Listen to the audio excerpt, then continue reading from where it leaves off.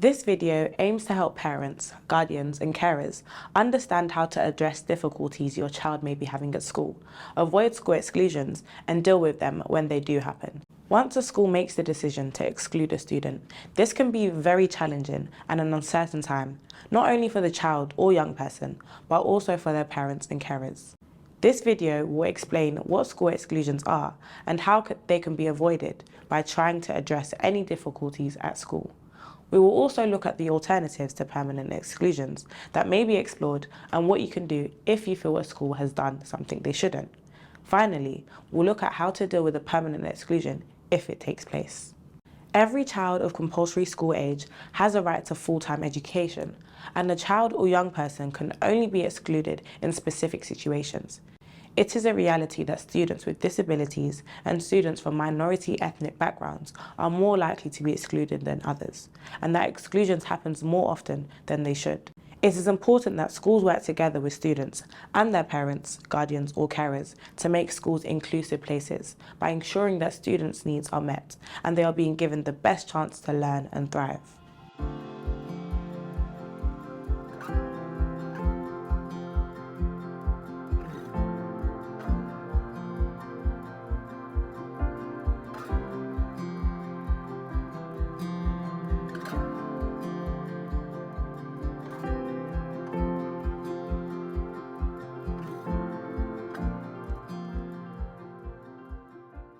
Hi, my daughter Jess has just been sent home from school. I don't really know what's going on because it's only just after the lunch break and the school day hasn't finished yet. She isn't telling me what happened and she's really upset because she's going to miss football with her friends after school.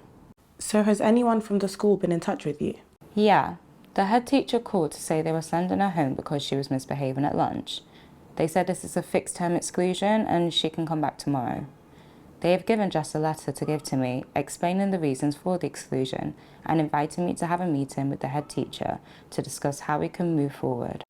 Has anything like this happened before? Well, the school has phoned me a couple of times to tell me that Jess has been disruptive in class. I spoke to Jess about it, but she is normally good at home, so I just didn't think that there was anything to worry about. So has Jess been excluded before? Well, actually, she was excluded for a couple of days last year. But I thought we'd moved past that. I'm not sure why this is still happening or what I can do to help Jess. I'm worried that things may get worse. If you're the parent or carer of a child or young person who is facing an exclusion from school, or you're concerned that this could happen, you're not alone. School exclusions are quite common. There are two types of exclusions: fixed-term exclusions and permanent exclusions. Both types can only be given by a head teacher or acting head teacher in their absence, and only for disciplinary reasons. That means they can only be used when a student has breached the school's behavioural policy. A fixed-term exclusion, sometimes referred to as a suspension, is for a set period. It can be for part of a day or a set number of days. This is limited to a total of 45 days in any one academic year. A permanent exclusion is when a child is no longer allowed to attend the school and their name is removed from the school roll. A permanent exclusion is the most serious action that a school can take if a child does something that is considered to be against the school's behaviour policy. A permanent exclusion should only be used as a last resort, and specifically it can only be used if they have committed a serious breach or persistent breaches of the school's behaviour policy, and where allowing them to remain in the school would seriously harm the education or welfare of the pupil or others in the school. Fixed-term and permanent school exclusions can be very confusing and very upsetting for children and for their parents or carers. There are things that can be done before and during the exclusion process to help get the best outcomes for your child. It can be worrying if your child receives a fixed-term exclusion, but don't panic. This can be a good opportunity for you and your child's school to understand any difficulties that your child may be having. How much do you know about what's been happening at school for Jess? Honestly, I'm not too sure. Jess doesn't want to talk about it, and I haven't received much information from the school. It's also been a really busy and stressful time for me at work. How can I find out more about what's been going on? Firstly, it's very important for you to speak with your child about what is happening and to understand their perspective. The more they can tell you, the more you'll be able to help them. Since Jess doesn't want to talk, it may be worth reaching out to teachers or any other staff that your child trusts for their views and support. Understanding what the school says has happened would be a helpful way to start a conversation with Jess. Whilst the school may be able to tell you what has happened, remember that Jess's experience of the situation may be different. Secondly, the school should arrange a meeting where you will have an opportunity to ask questions about what has been happening at school, why Jess was excluded, and what steps the school is taking to identify and understand any issues she may be having. If you haven't been told about this, you can contact the school to ask. You can also ask for any relevant information relating to Jess's exclusion, which should have a record of any actions the school has taken. Documents in relation to an exclusion should be disclosed in advance of any meeting with the governing body. Okay, I'll talk to Jess and go to the meeting with the head teacher. What kinds of things should I be asking the school? I'm just really frustrated with them. It feels like they have taken against Jess and they just want her out of school. I know this can be a very stressful and frustrating time, but it is important that you try to keep an open dialogue with the school. If you are upset or think the school has done something wrong, try to stay calm while you get to the bottom of what's happening. The main thing is to try to understand what is causing Jess's difficulties at school and to make sure that the school is taking steps to understand and respond to these. Identifying and addressing any issues early on is the best way to avoid exclusions and ensure the best outcome for your child. Well, Jess has been a bit up and down, especially since her nan died last year. Most of the time she loves school, but I know she can get frustrated at not understanding things in class. I know she finds concentrating really hard sometimes. Do you think this could be why she's having problems in school? There are lots of potential factors that the school should take into consideration when trying to deal with your child's difficulties at school. For example, issues with academic or practical skills, whether they are being bullied or going through a tough time such as bereavement, these may be impacting your child. The school should consider whether they are at a higher risk of being excluded because of their race or ethnicity, their income level, disability, or if they are a child in care. The school should consider whether your child has a special educational need. When you meet with the school, you can explore about these possibilities and ask about the support the school can offer. We also recommend that you keep evidence or any records of any correspondence with the school. This may include dates of meetings, any absences from the school, notes of discussions about behaviour, or letters sent by the school. Make notes as soon as you can after discussions or meetings, as it is harder to remember what was discussed if you don't write it down or make a voice note to yourself. Oh, okay. So what exactly is a special educational need? A special educational need may be a learning difficulty or a disability which requires a specific form of extra support, which when put into place will help a child to achieve their potential in the learning environment. A child who is considered to be badly behaved may be expressing frustration because they need extra support. So, for example, they may need extra help with their learning, or they may need help to better understand and cope with their emotions. Schools are required to identify and address the special educational needs of their students. Okay, so what happens if I believe Jess has special educational need? And is it too late to ask about this once my child has started getting into trouble at school? No, it's definitely not too late. If you think your child may have a special educational need or disability, you should speak to the SENCO at the school. This is the person who is responsible for assessing, planning, and monitoring the progress of students with special educational needs and disabilities, or SEND. They can assess your child and help to identify the next steps for meeting any needs your child may have. If appropriate, for example, schools or parents can request an educational health and care needs assessment. The assessment will determine whether an education, health and care plan, EHCP, should be issued. This would include simple changes in the classroom, or it may be that your child requires more significant support.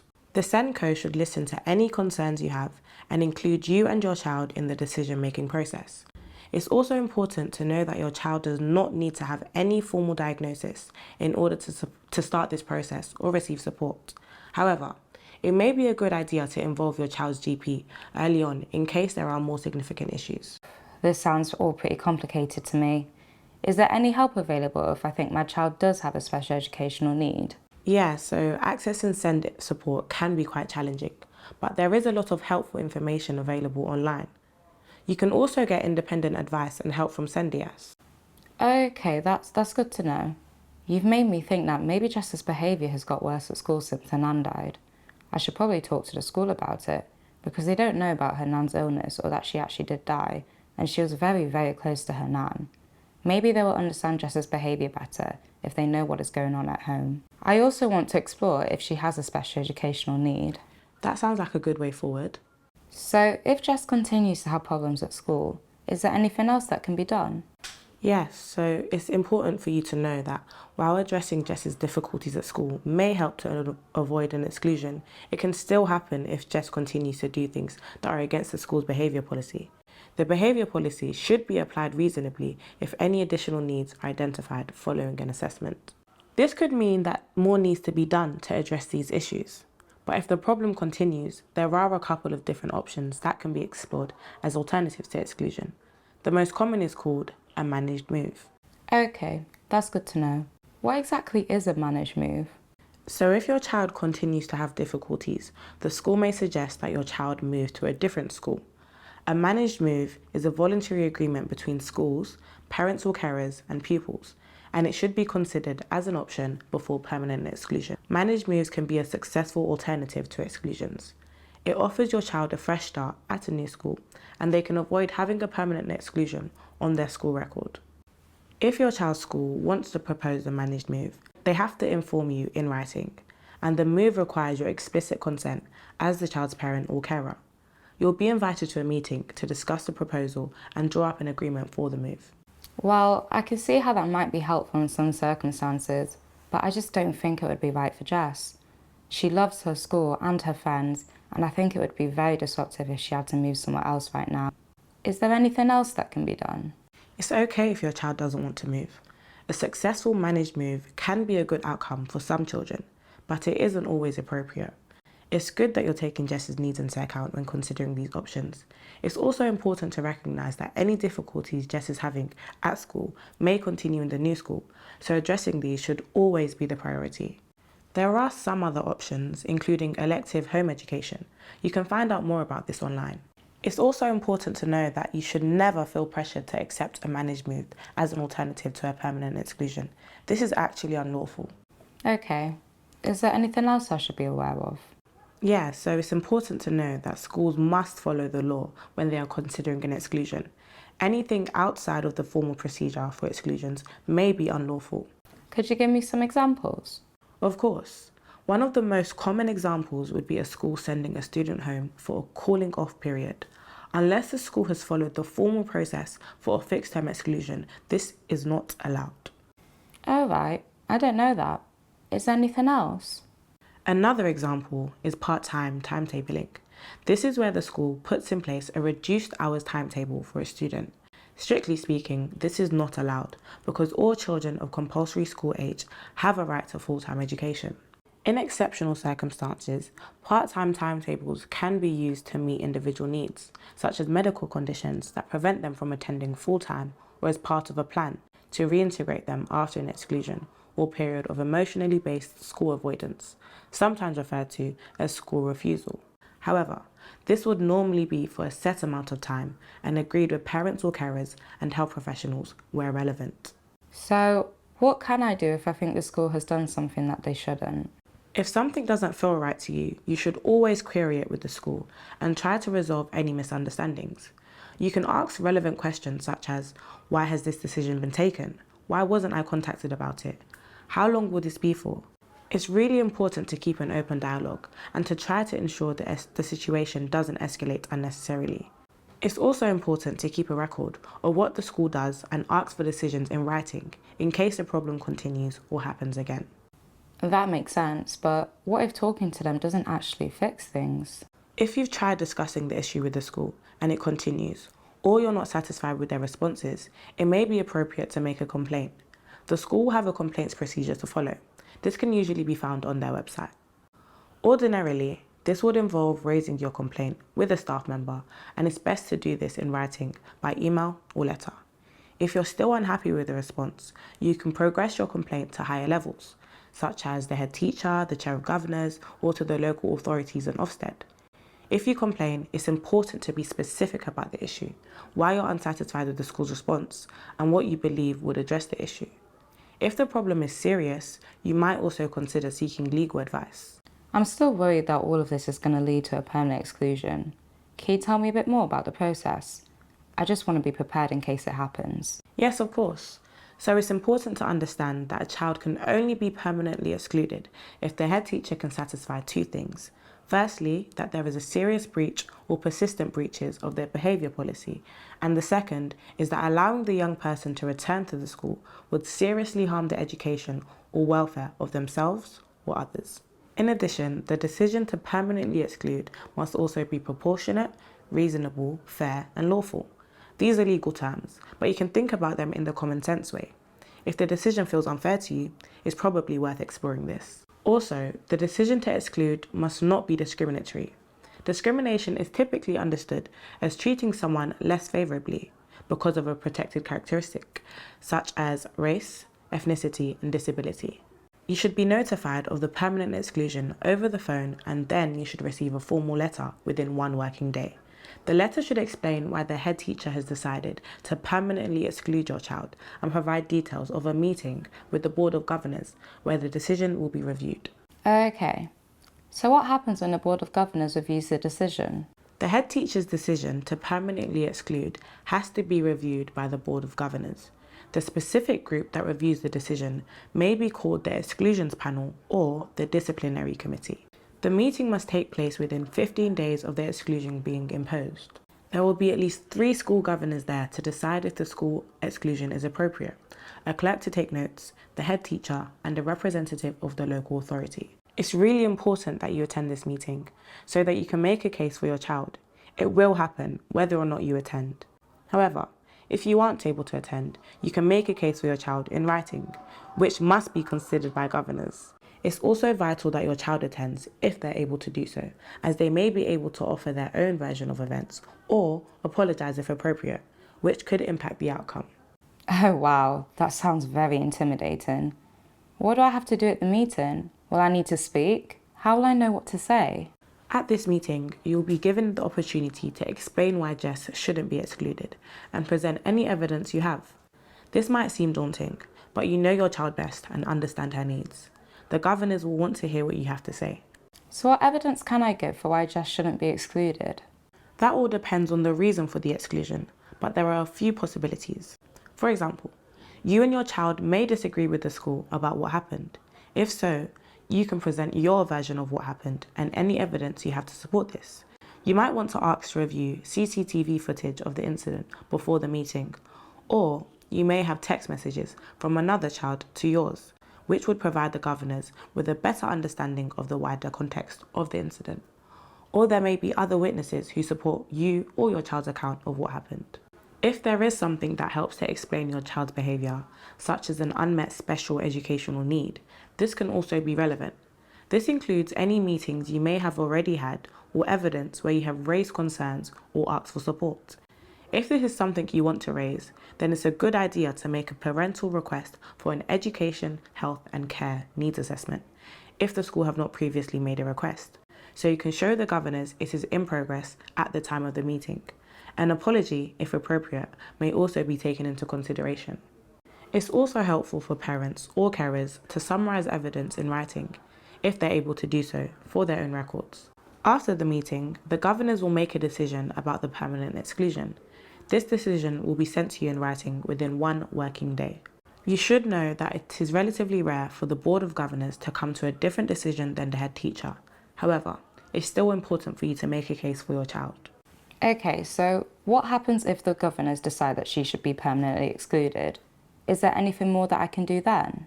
Yeah, you can ask an independent review panel to decide whether the decision taken by the governors should be upheld. If you've been to an independent review panel and you still feel the decision is unfair, you may challenge the decision if you believe there is an element of discrimination involved. This involves going to the first tier tribunal. I'd strongly recommend that you seek legal advice if you want to take this step. Okay, thank you so much. I'm really worried that if Jess does get excluded, this will be on her record and it will cause her problems in the future.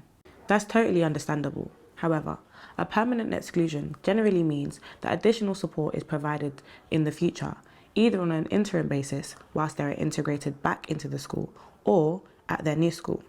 When navigating the school exclusions process, there may be times when you feel you need advice or help from a lawyer.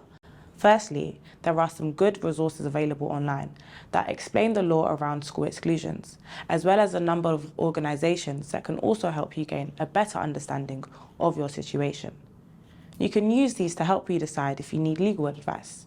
If you think you need legal advice, you'll want to find a solicitor who specialises in education law. They will have the relevant expertise to help you. If you're unable to pay for a lawyer, there is financial help available through legal aid, but only in circumstances where the case concerns discrimination. Your eligibility for legal aid is based on your income and assets. A legal aid lawyer can help you to understand if you may be eligible. Okay. It's useful to know that there are ways I can access further support. This is a lot for me to think about, but this conversation has made me feel so much better about going through this process with Jess.